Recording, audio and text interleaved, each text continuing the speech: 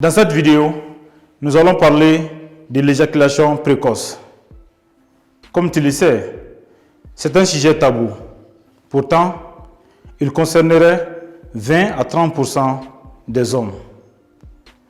Il est le trouble sexuel masculin le plus élevé selon de nombreuses études. Pour tout comprendre, regardez cette vidéo jusqu'au bout. Et à la fin, je te donnerai 10 conseils à pratiquer pour lutter contre l'éjaculation précoce. Souvent, tu entends parler de l'éjaculation précoce à la radio ou à la télé. Ou si tu souffres même de l'éjaculation précoce. Il faut savoir que les définitions de l'éjaculation précoce varient selon le pays et selon les sociétés médicales. Quelle qu'en soit, elles concernent toutes ces 3 points. L'éjaculation précoce se traduit par une éjaculation qui survient trop rapidement, sans que l'homme ou sa partenaire ne le souhaite. Une incapacité à retenir ou à contrôler l'éjaculation. Des répercussions psychologiques négatives. Il faut toutefois savoir que l'éjaculation précoce, lors d'une première relation amoureuse ou sexuelle ou une nouvelle relation, est normale. Il ne devient problématique que si elle persiste ou elle constitue une gêne réelle. On distingue 2 types d'éjaculation précoce. Éjaculation précoce primaire.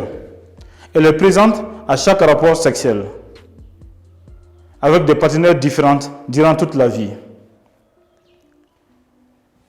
Deuxième, une éjaculation précoce secondaire ou acquise.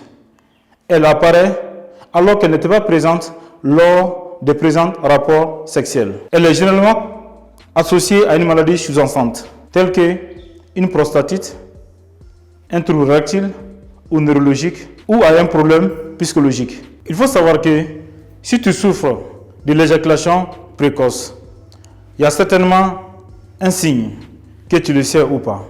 L'unique symptôme de l'éjaculation précoce est la survenue trop tôt, peu de temps après la pénétration, voire même avant. Si tu connais un deuxième signe clé, n'hésite pas à me dire en commentaire. Et si c'est la première fois de regarder mes vidéos, abonne-toi sur ma chaîne, cliquez sur j'aime si tu as aimé cette vidéo et cliquez sur la cloche de notification pour recevoir mes prochaines vidéos. On sait maintenant que l'éjaculation précoce, qui a longtemps été considérée comme un trouble psychologique, comportemental, est aussi lié à des troubles neurologiques ou à une spécificité génétique.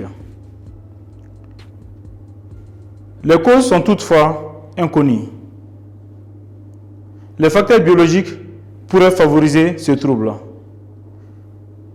notamment une hypersensibilité du gland, une hyperexstabilité du réflexe d'éjaculation, des anomalies de la transmission des messages nerveux dans le cerveau ou à une hypersensibilité à certains récepteurs nerveux, notamment le récepteur à la sérotonine.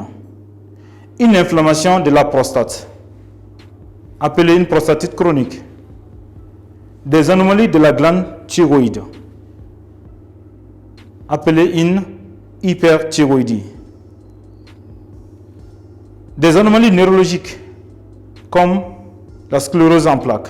Il faut noter que aucune étude à grande échelle n'a pour l'instant mis en évidence de façon claire le rôle l'une ou l'autre de ces causes neurobiologiques. Ce trouble, une fois négligé, peut entraîner des complications.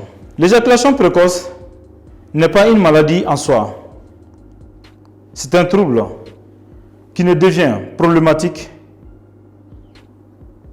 que si elle est une source de gêne, d'inconfort ou de détresse pour la personne qui s'en plaint ou pour sa partenaire.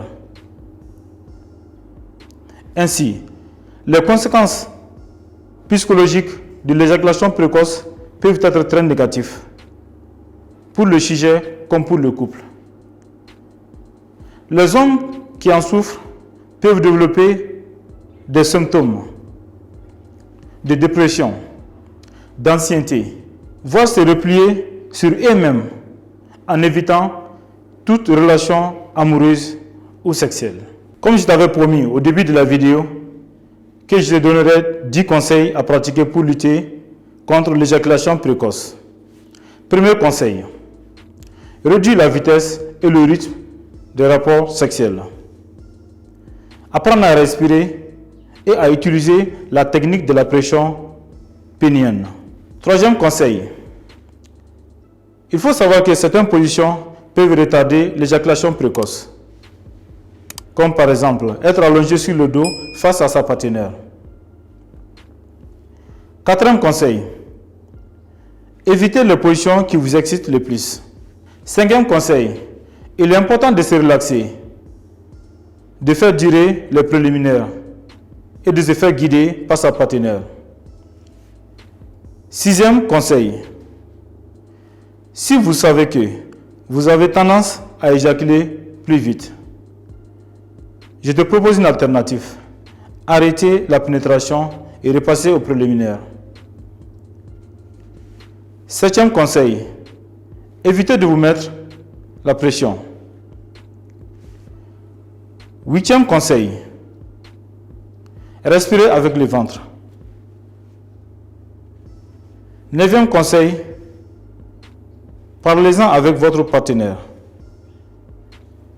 Dixième conseil, consultez ensemble, qui est difficile pour certains d'entre nous. Il existe des traitements tels que des thérapies comportementales, psychothérapie et des médicaments. Alors, n'hésitez pas à faire la consultation à partir d'aujourd'hui pour vivre pleinement ta vie. Tu es la seule personne capable de changer sa vie. Il n'y a que toi qui peux le faire.